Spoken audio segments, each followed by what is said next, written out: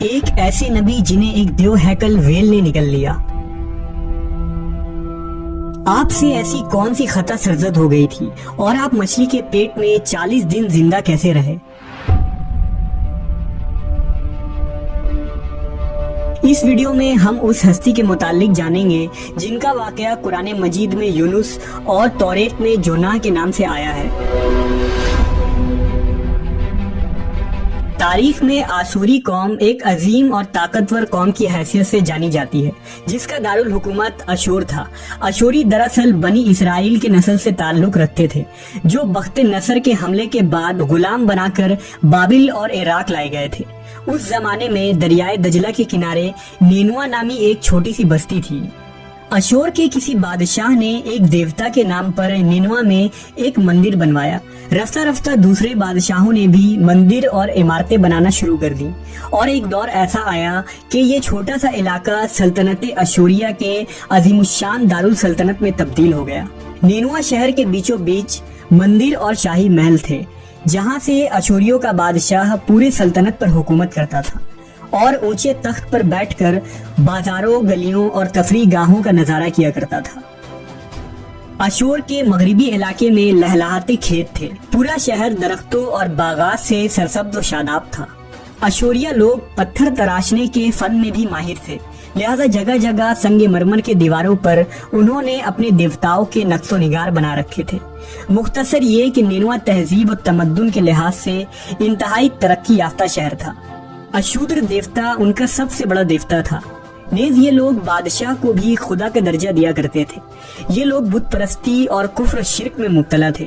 اس وقت نینوا کی آبادی 1 لاکھ سے زیادہ تھی اور یہ 700 قبل مسیح کا زمانہ تھا۔ اللہ نے اس زمانے میں اس قوم کی ہدایت کے لیے حضرت یونس علیہ السلام کو بھیجا۔ حضرت یونس کا پورا نام یونس ابن متا تھا۔ آپ حضرت ہود علیہ السلام کی اولاد میں سے تھے، جبکہ بعض مفسرین نے لکھا ہے کہ یونس علیہ السلام کا تعلق بنی اسرائیل سے تھا۔ آپ حضرت یوسف کے چھوٹے بھائی بن یامین کے بیٹے تھے۔ جب آپ کو نبوت ملی اس وقت آپ کی عمر 28 سال تھی۔ آپ پر ایک صحیفہ بھی نازل ہوا جو توریت میں یونہ کے نام سے موجود ہے۔ حضرت یونس سب سے پہلے اشوری بادشاہ کے پاس گئے اور اسے پیغام حق سنایا، اسے خدائی کے جھوٹے دعوے سے توبہ کرنے کا حکم دیا اور ایک اللہ کی عبادت کی طرف بلایا۔ یونس علیہ السلام نے اس سے ان اسرائیلی قیدیوں کو آزاد کرنے کا بھی حکم دیا جسے اس نے قید کر رکھا تھا۔ نینوا کا بادشاہ آپ کی باتیں سن کر غضبناک ہو گیا اور آپ کی جان کا دشمن بن گیا، لہٰذا آپ علیہ السلام نینوا کے عوام کے پاس گئے اور انہیں توحید کی دعوت دی، انہیں شرک و بت پرستی اور دوسری برائیوں سے توبہ کرنے کو کہا، مگر اہل نینوا نے ایمان لانے سے انکار کر دیا اور اللہ کے رسول کو جھٹلا دیا۔ یونس علیہ السلام مسلسل اس کوشش میں رہے کہ ان کی قوم کے لوگ راہ راست پر آ جائیں۔ آپ نے انہیں بہت سمجھایا اور دعوت کے کام کو جاری رکھا۔ دیکھتے دیکھتے 40 سال کا عرصہ گزر گیا، لیکن یہ قوم حضرت یونس کا انکار کرتی رہی اور شرک پر ڈٹے رہے۔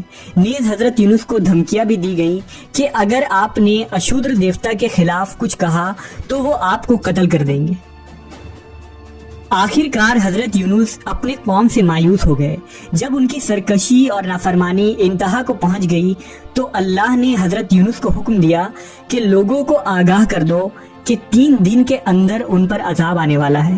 لہٰذا آپ نے اہل نینوا کے سامنے اعلان کیا کہ اگر تم نے 3 دنوں کے اندر بت پرستی اور شرک سے توبہ نہ کی تو تم پر اللہ کا قہر نازل ہوگا اور پورا شہر تباہ و برباد ہو جائے گا۔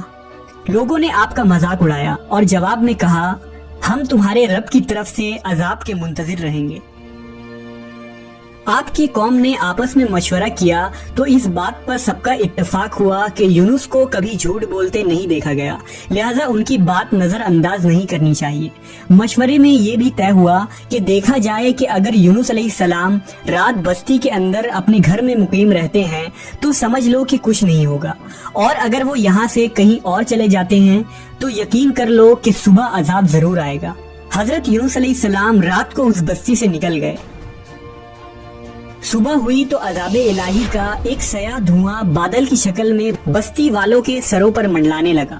جب وہ ان کے قریب ہونے لگا تو ان لوگوں کو یقین ہو گیا کہ اب وہ سب ہلاک ہونے والے ہیں۔ दरअसल हजरत यूनुस अलैहिस्सलाम अपनी कौम से नाराज होकर चले गए थे, मगर उन्हें वहाँ से निकलने का हुक्म नहीं दिया गया था। वो अजाब की इत्तला देने के बाद अल्लाह की इजाजत के बगैर अपना इलाका छोड़ गए थे।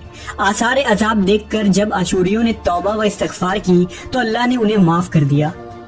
अल्लाह ताला किसी कौम को उस वक्त तक अजाब नहीं देता जब तक वो अपनी हुज्जत पूरी नहीं कर लेता। बस जब यूनुस अलैहिस्सलाम ने उस कौम में मुहलत के आखिरी लम्हे तक नसीहत का सिलसिला जारी नहीं रखा और अल्लाह के मुकर्रर करदा वक्त से पहले वो खुद ही हिजरत कर गए, तो अल्लाह के इंसाफ ने उस कौम को अजाब देना गवारा न किया और उन्हें माफ कर दिया गया। जब हजरत यूनुस अलैहिस्सलाम फरात के किनारे पहुंचे तो एक कश्ती को मुसाफिरों से भरा हुआ पाया। हजरत यूनुस कश्ती में सवार हो गए और कश्ती ने लंगर उठाया। पूरे दिन में कश्ती समुंदर में सुकून से चलती रही। अचानक ऊंची ऊंची लहरें उठने लगी।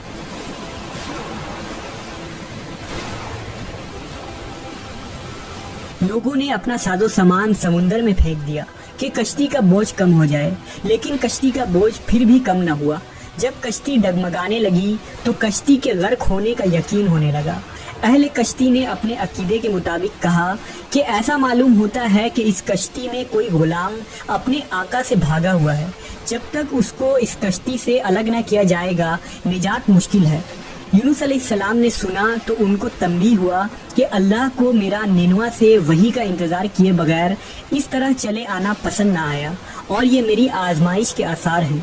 ये सोचकर उन्होंने अहले कश्ती से फरमाया कि मैं ही वो गुलाम हूँ जो अपने आका से भागा हुआ हूँ।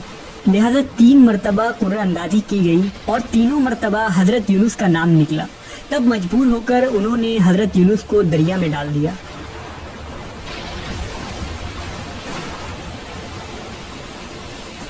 उस वक्त अल्लाह ने एक बड़ी मछली को हुक्म दिया कि उन्हें निगल लो, ये तुम्हारी गजा नहीं है, इसलिए उनके जिस्म पर कोई तकलीफ नहीं होनी चाहिए। मछली ने हजरत यूनुस को अपने पेट में निगल लिया। यूनुस अलैहिस्सलाम ने जब मछली के पेट में खुद को जिंदा पाया तो बारगाह इलाही में अपनी निदामत का इजहार किया कि मैं वही इलाही का इंतजार किए बगैर और अल्लाह से इजाजत लिए बगैर उम्मत से नाराज होकर निनवा से निकल आया। हजरत यूनुस ने मछली के पेट में अल्लाह को पुकारा। उन पर 3 अंधेरे इकट्ठे हो गए थे, रात का अंधेरा, मछली के पेट का अंधेरा और समुंदर का अंधेरा। आपने उन अंधेरों में ये कलमात कहे, अल्लाह तेरे सिवा कोई माबूद नहीं, तू यकता है, मैं तेरी पाकी बयान करता हूँ, बेशक मैं अपने नफ्स पर खुद ही जुल्म करने वाला हूँ। रिवायतों के मुताबिक अगर हजरत यूनुस ये तस्बीह ना कहते तो कयामत तक मछली के पेट में रहते। रसूल अल्लाह सल्लल्लाहु अलैहि वसल्लम ने फरमाया कि जब यूनुस ने ये दुआ की तो ये कलमात अर्श के गिर्द घूमने लगी। फरिश्ते कहने लगे कि ये बहुत दूर दराज जगह से आवाज आ रही है, लेकिन कान उससे पहले इससे आशना जरूर है और आवाज बहुत ही कमजोर है। अल्लाह ने हजरत यूनुस की दर्द भरी आवाज को सुना तो फरमाया, क्या तुम इस आवाज को नहीं पहचानते? उन्होंने कहा नहीं।